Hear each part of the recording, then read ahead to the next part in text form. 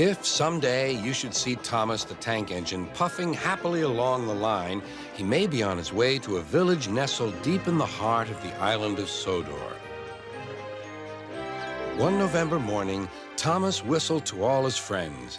"It's nearly Thanksgiving, and I'll bring you lots of letters and parcels." But then an early snowstorm came.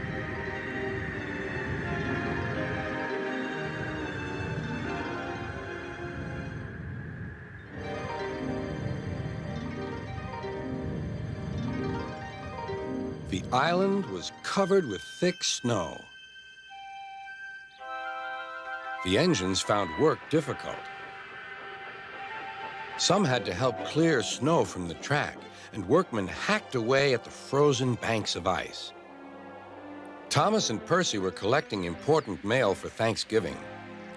"Driver says there's lots of mail for the village," said Thomas. "I'll need an extra car for it all." Percy was feeling left out. "It's not fair. You're not leaving any mail for me." But Percy's chance had come. "There's been a change of plan," said Thomas's driver. "Sir Topham Hatt needs us at the big station. Percy, you are to take Thomas's train to the village." Percy was delighted, but Thomas was sad. "I won't be able to say Happy Thanksgiving to all my friends." "Don't worry," said Percy kindly. "I'll do it for you." "It's not the same," sighed Thomas. Percy was making good time on his way to the village when suddenly, "What's that?" called his driver. There ahead was a fogman by the line. He was holding a red light.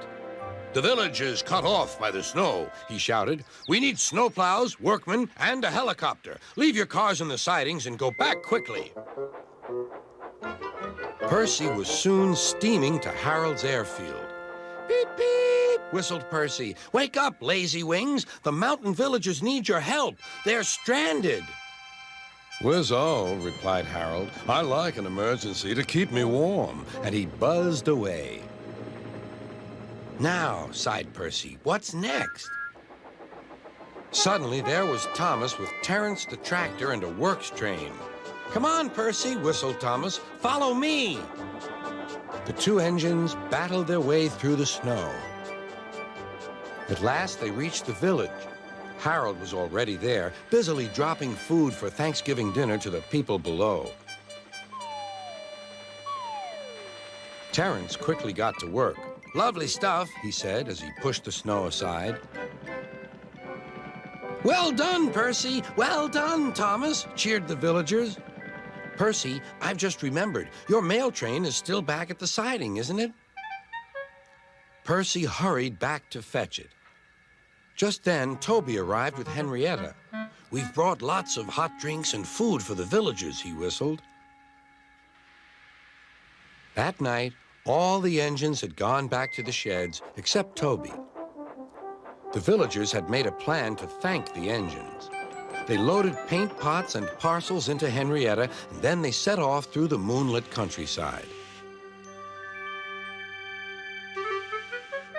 All the engines were fast asleep in the sheds as Toby ran silently into the yard.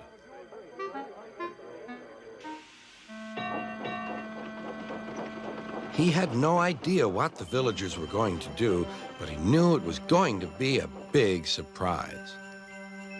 When the engines woke the next morning, they could not believe their eyes. The sheds had been repainted and decorated.